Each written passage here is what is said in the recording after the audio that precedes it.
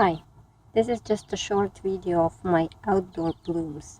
And I'm trying to keep it quiet so I don't scare that little guy who came to, I don't know, to eat something in my garden. Well, I don't have real garden, I just planted few plants just to see how they do here. And it looks like they're doing great. That's my clematis. And I also put some annuals just to have some color in between the perennial blooms. Those orange marigolds and purple petunia, they will bloom whole summer.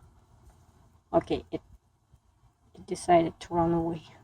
No, it's still eating there something. No, run away. So I like the combination of this purple and orange. And I think it provides a great ground color. And this is my pride and joy. The peonies. They're huge and they're beautiful.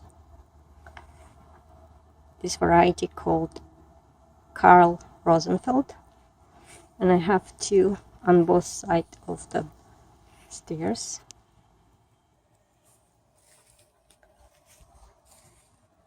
See, that's another one.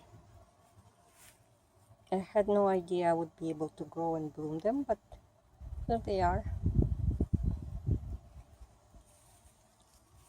And here's another clematis, which has larger blooms than the previous.